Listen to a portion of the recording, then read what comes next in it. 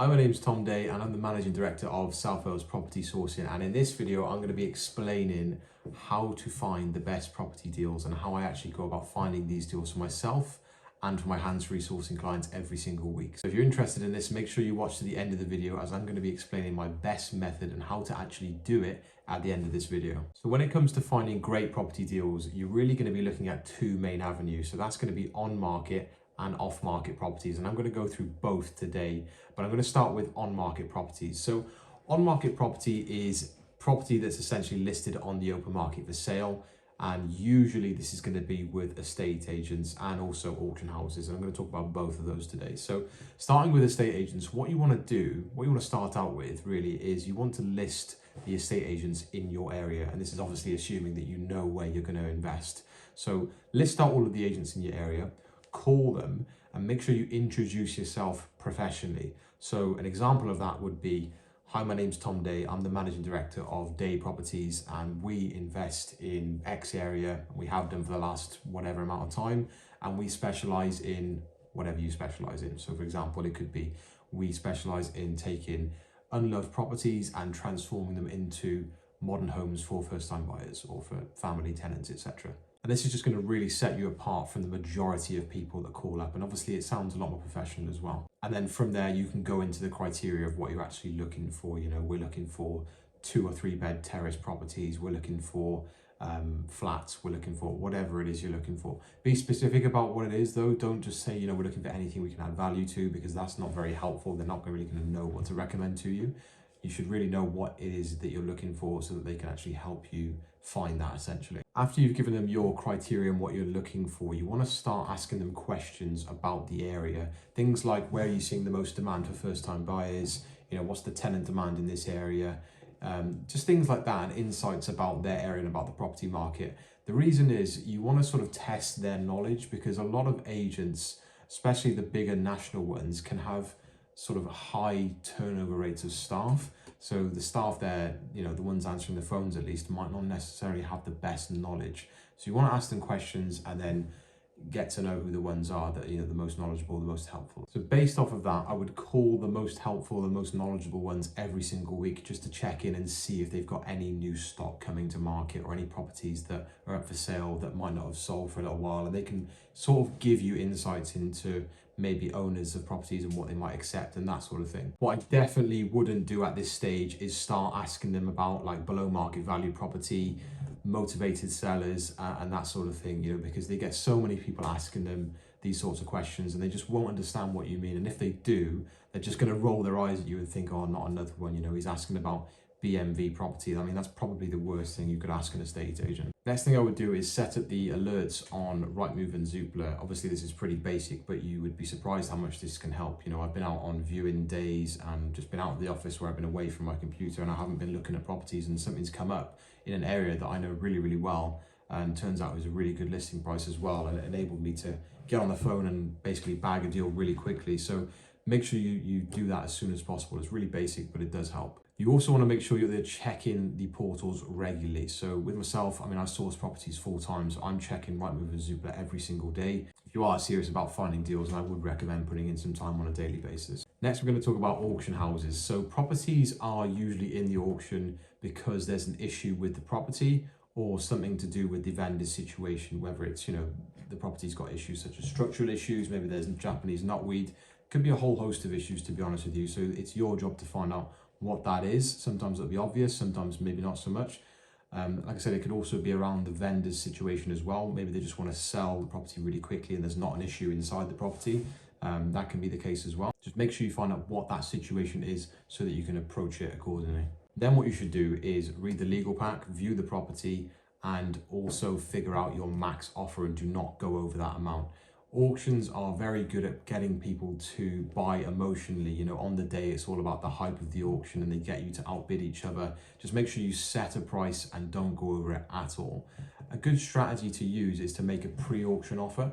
So sometimes, you know, the seller might accept an offer pre-auction because they can't be bothered waiting for the sale. Maybe that certainty and speed of sale is a bit more important than the price. Another way that you could do this is offer post-auction. So if the property doesn't sell on the auction day, you know, some of the sellers might be a little bit down that the property didn't sell, and then you can offer post-auction when they least expected it, and it can come across as a bit of a lifeline, so you can get deals that way as well. You can also approach auction houses the same way that you do with estate agents, the same way I explained earlier. Just make sure you're being professional and you actually know what you're looking for. But the absolute best advice I could give you when it comes to dealing with estate agents and looking on sites like Rightmove and Zoopla is knowing the prices in your area.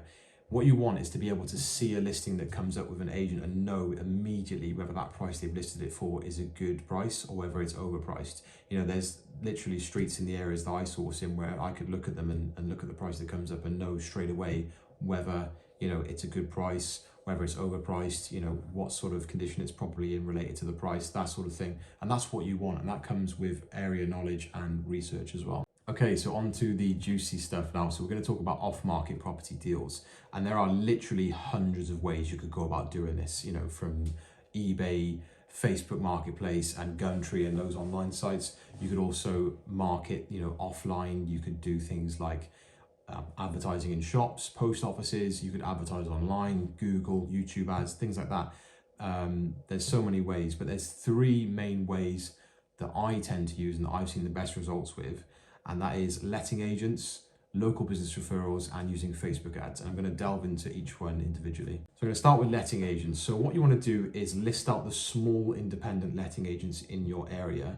They're going to be the ones who you actually are in a position to make, a deal with you essentially. Obviously, let them know that you're looking to build your portfolio in that area and whether they have any landlords that are looking to sell.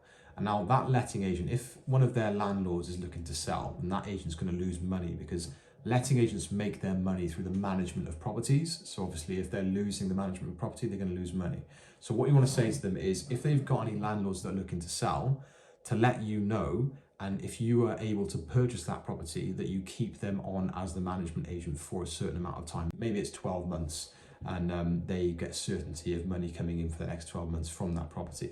You've just made it in their interests for you to buy that property over someone else. Next, I'm going to talk about local business referrals. So what I mean by this is businesses locally in the area that you're looking for that have access to people that might want to sell the house or are already selling or trying to sell. Businesses like removals companies, cleaners.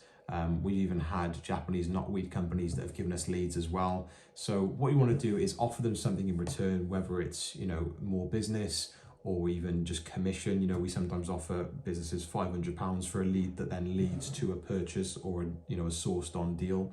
So there's many different ways you can do this, and the list is endless really. You just need to get quite creative with this. And lastly, my absolute favorite and best method of getting off-market and direct-to-vendor leads is Facebook ads. So what you want to do is be very clear in the messaging that you use, and you want to direct these ads to a specific audience as well, and also a specific area. So maybe it's, landlords that are looking to sell in Cardiff, for example, or whether it's properties that are in disrepair in Merthyr Tydfil.